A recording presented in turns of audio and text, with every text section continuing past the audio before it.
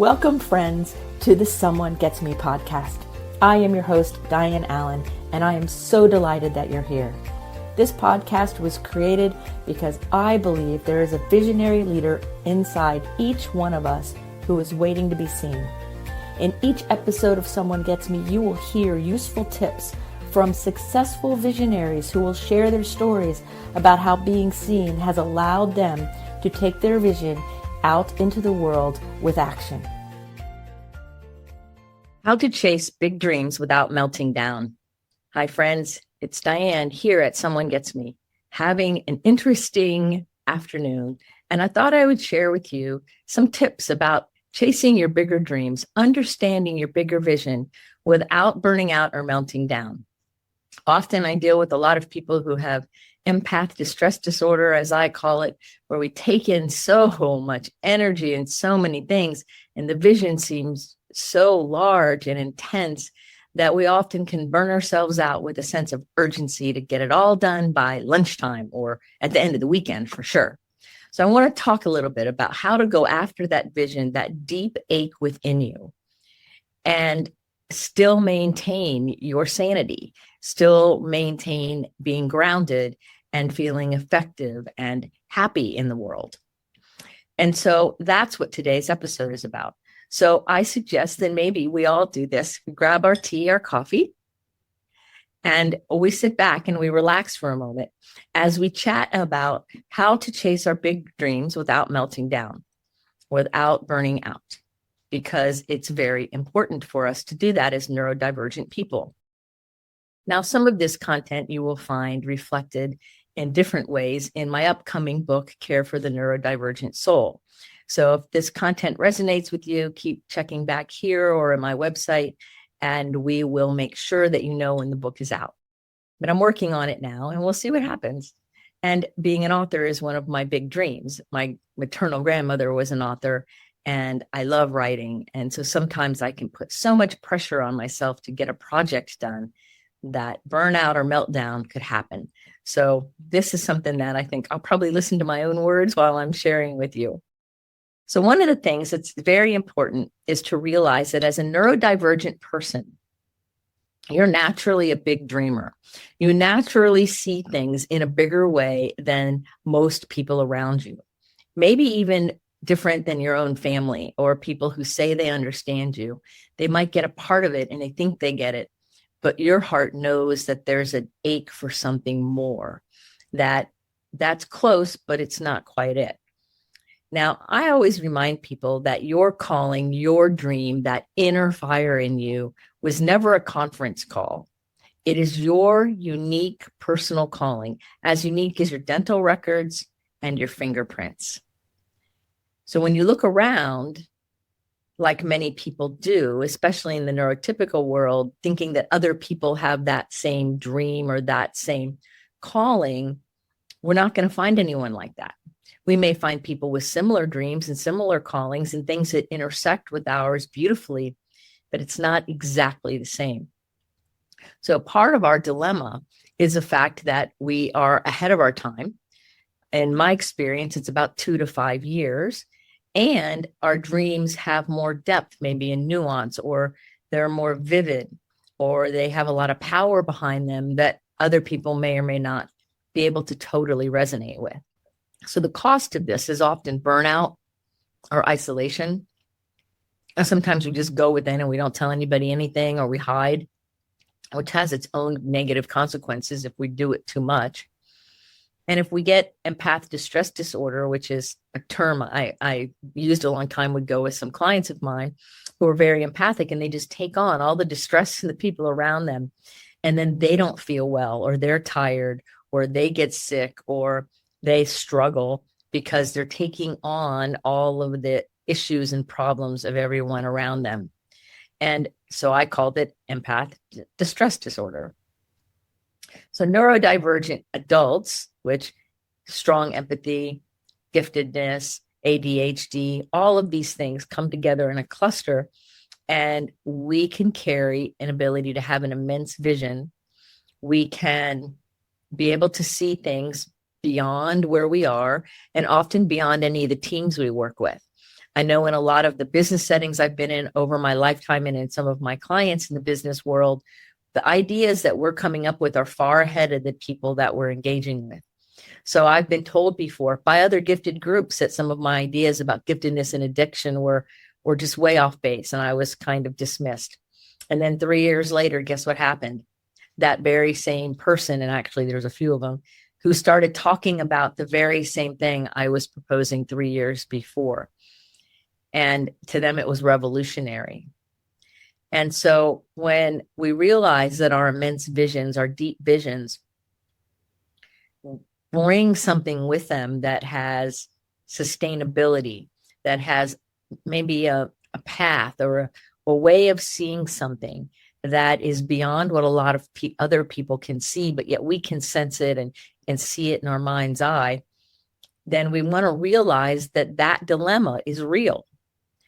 And so if you're a neurodivergent person who's got a big vision and you can feel it kind of vibrating in your soul, I feel it in my bones. I get goosebumps a lot.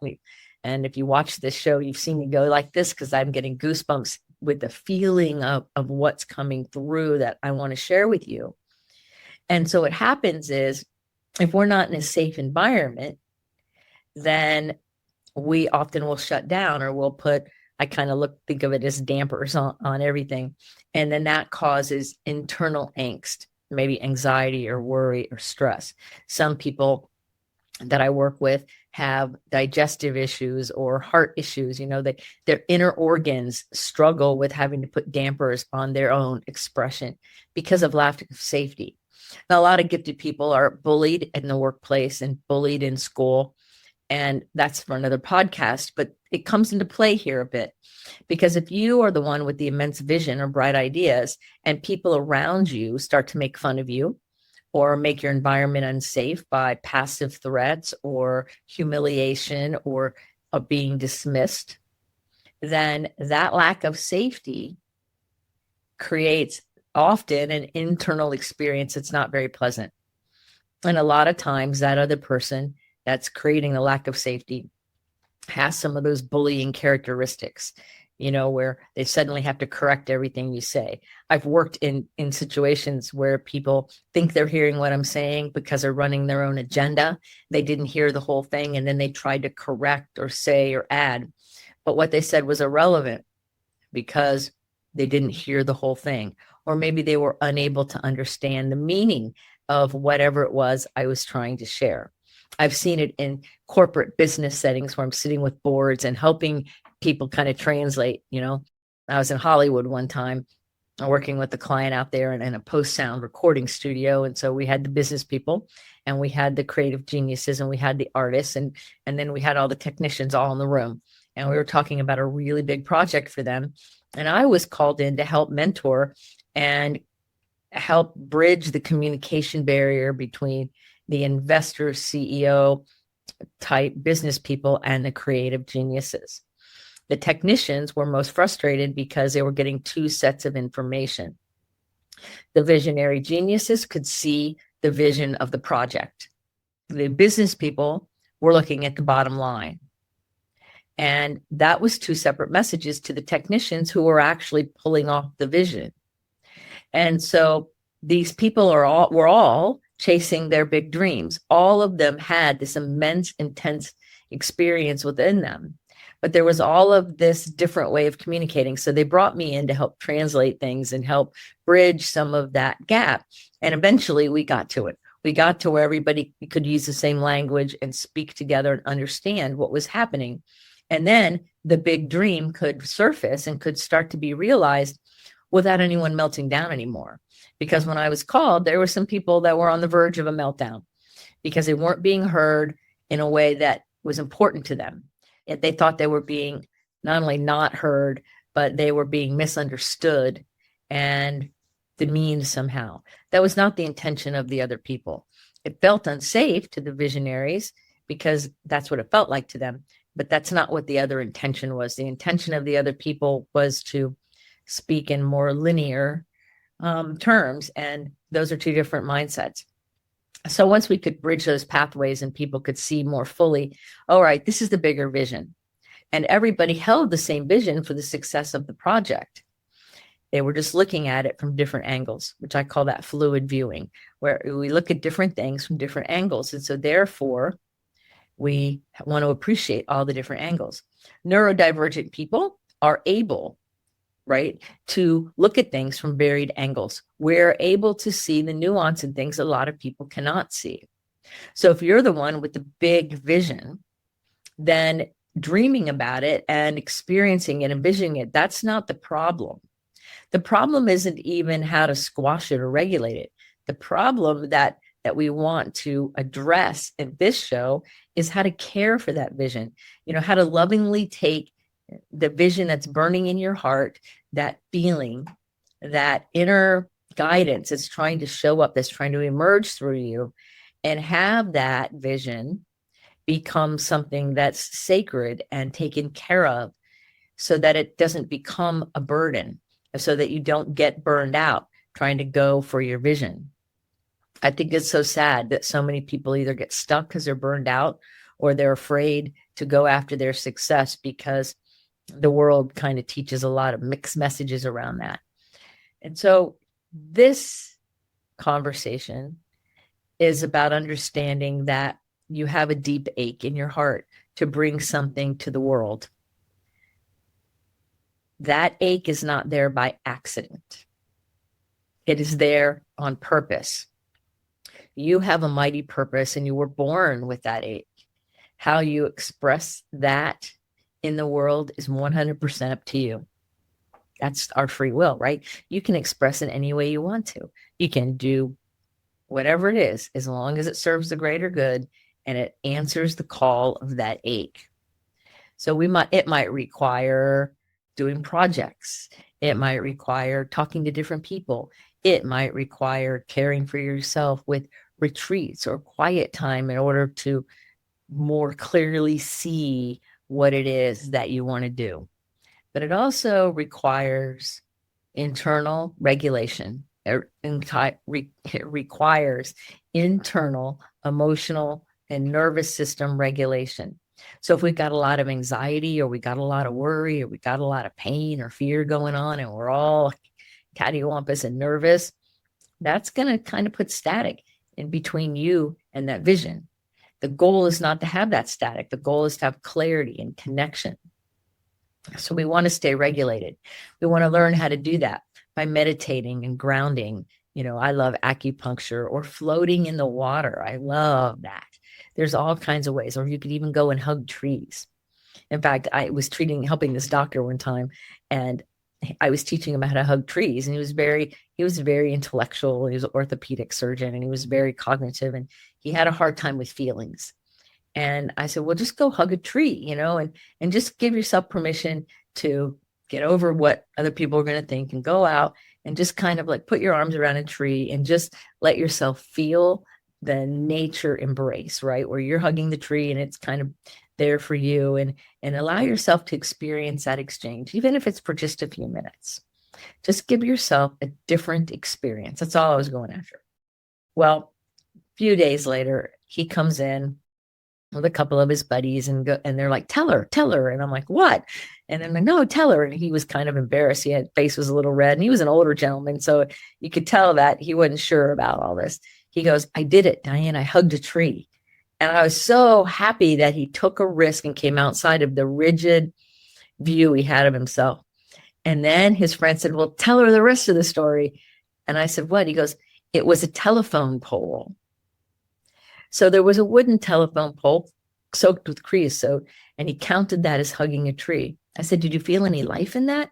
He goes, no, I didn't feel very much. I said, well, maybe the next time hug a live tree, right? He was so disconnected from his experience of his body and his nervous system that hugging a tree and hugging a telephone pole to him experientially felt like they were the same thing, when in fact they're not.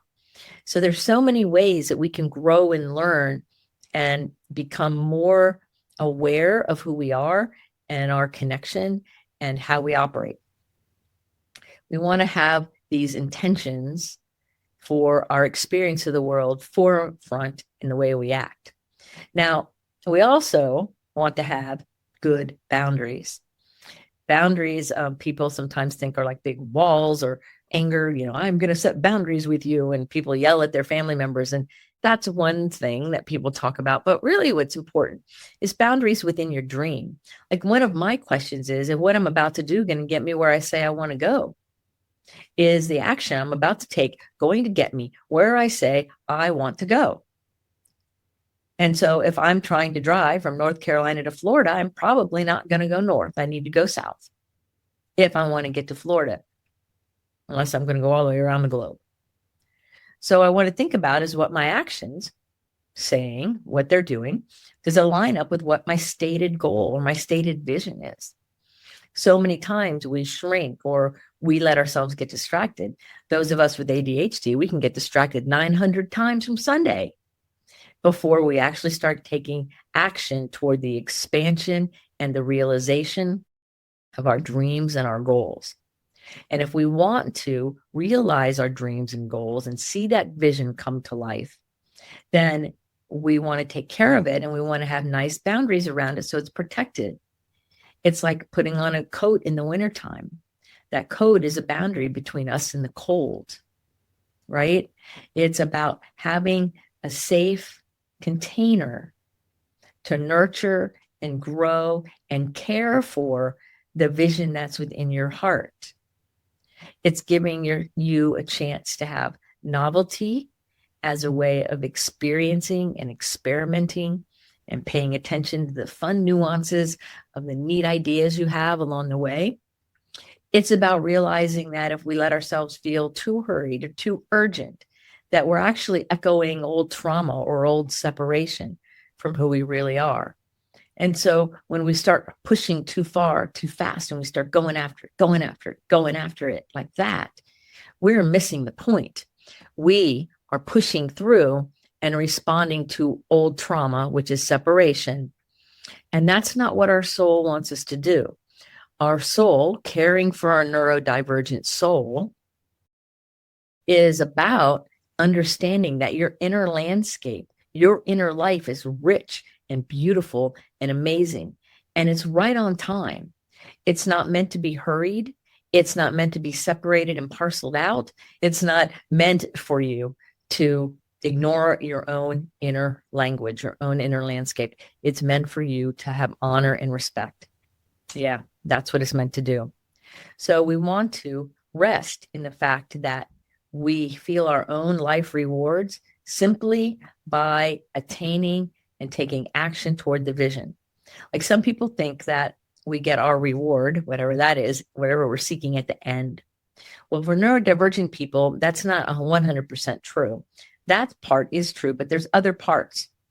Some of the other parts are the dopamine we receive and the reward we receive along the way from our successful completion of different tasks or different steps, where we allow ourselves to build our vision, build our momentum, build our idea in a way that suits our dream. Some people are going to be more methodical and linear, other people are going to be more circular and visionary, and some people are going to mix them. And there's no wrong answer. The correct answer is what aligns with you. The correct way to look at all of this is say, what's unique to me when I'm chasing my dream? So when you put your hand on your heart and you say, okay, what is unique to me? What's unique to my nervous system, to my processing, to my sensitivities, to my intuition? What is unique to me that allows me to care deeply for this vision or dream that I have, so that it does not become a burden? In fact, it becomes the inner light and the inner fire that drives me forward. How do we do that, right? And so we want to honor that process so we don't melt down, because we will melt down. The way we don't melt down is we follow our energy. And it's so funny because I have two people I'm working with right now who are desperately trying to fit into these boxes. Somebody shared with them about how to do their calendar, how to schedule their day. And they can do it for 2 or 3 days, and then the tempo loses, and then their pattern loses. And the same thing would happen to me if I tried it. Because for neurodivergent people, often our pattern might change a little bit day to day. or our pattern might be conditional with how rested we are, or what's on the calendar for that day, or the temperature, or how much daylight there is. I get more done in the summer because there's more daylight than in the winter. And I have other neurodivergent people that I know that get way more done in the winter because of the darkness, and they do way less in the summer because it's hot. I'm the opposite. So we want to be clear that it's the rhythm of your energy that is your strong suit. That's where your secret sauce is, if you will. It is not a flaw. It is an expression of your own inner truth. So when you allow that inner truth to show up and you honor, this is how my system works, and you begin to create an environment and a space where your system is safe and can work at a rhythm with the proper boundaries, you not only bring that vision to life, but you don't burn out. You don't melt down because you're caring for yourself in more of a cyclical way that's more alive. And so we want to pay attention, I think, to making sure that we're carrying our vision with care. I imagine like having it in my hands in this precious box, or maybe it's just laying in my hands, my vision.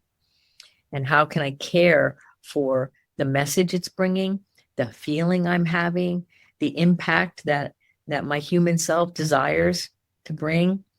And so my only response to the universe is my answer is yes. In fact, as I'm speaking to you now, I created a quilt wall hanging that says inspire, because it's so important to remind me, to remind my being that inspiration is one of those parts of my vision that is ever evolving and ever changing and bringing depth and nuance to all that I do, whether it's writing my book or talking to you here on this podcast or working with my clients or just having everyday life, talking to people on my team. It's all part of it. It's all that beautiful tempo that I have to honor. And I want to encourage you to honor your own tempo. And here's what I can tell you. It's not like everybody else's. It's not. You're not going to fit into a pre-made box that somebody else has designed for you.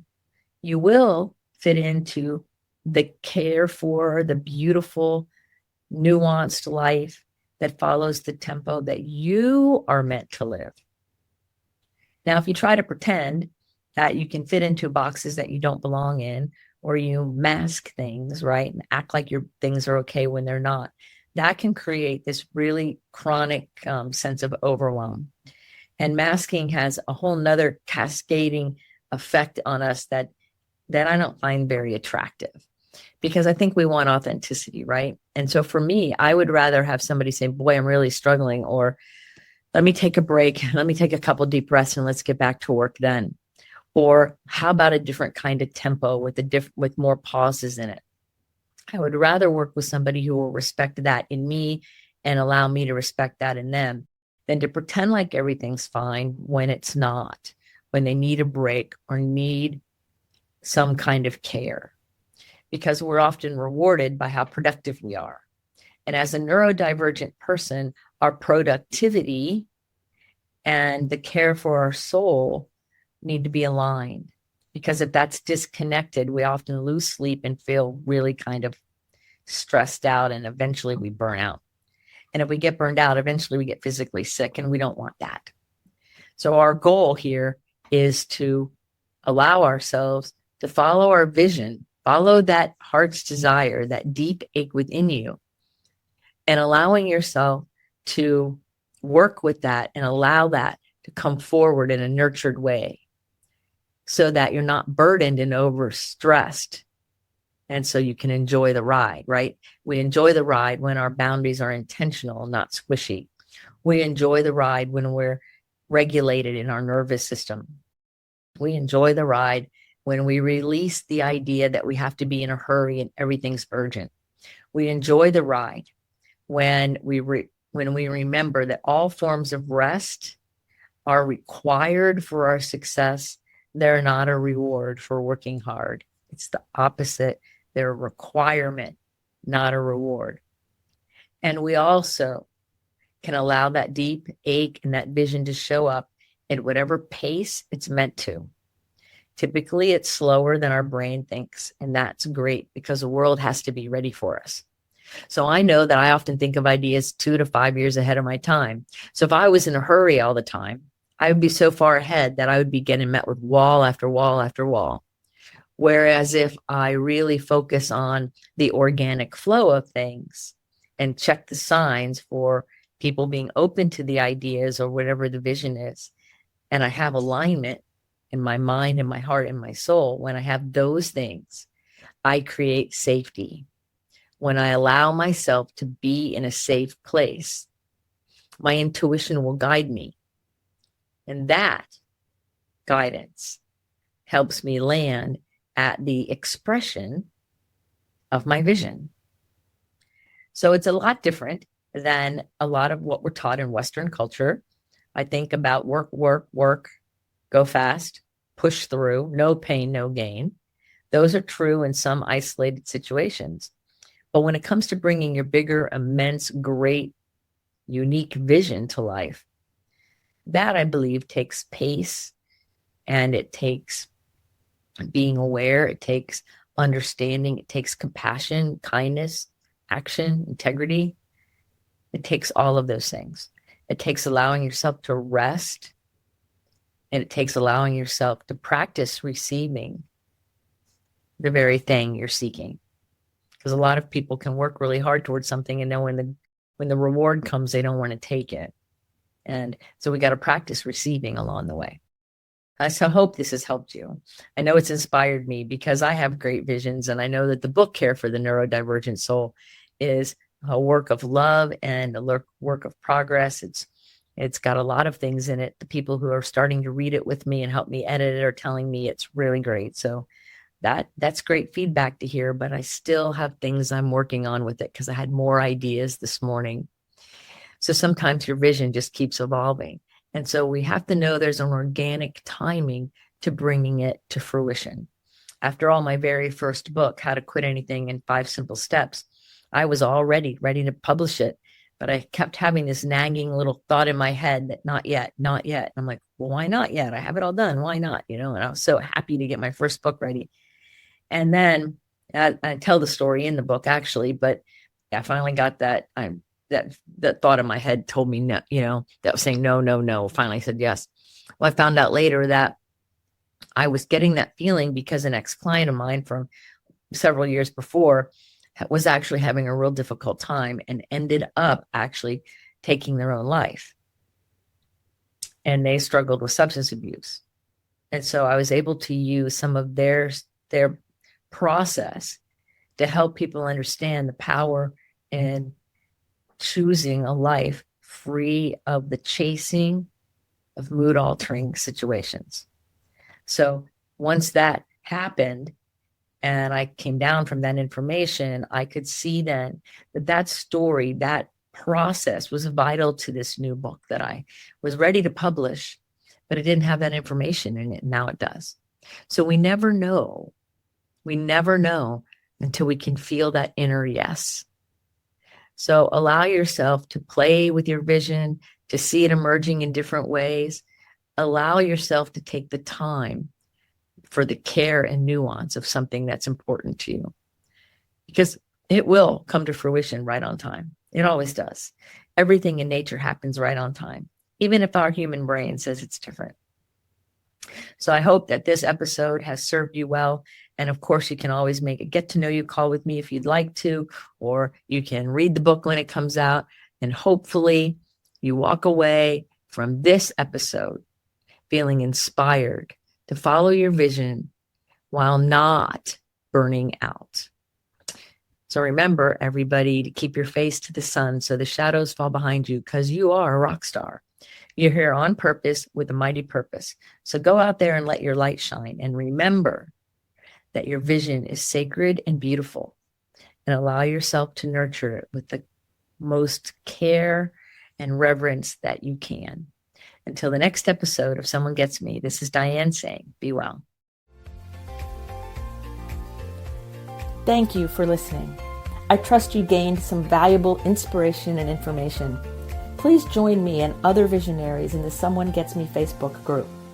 Or for more information on my services and additional episode's, visit someonegetsme.com. Again, thanks for listening.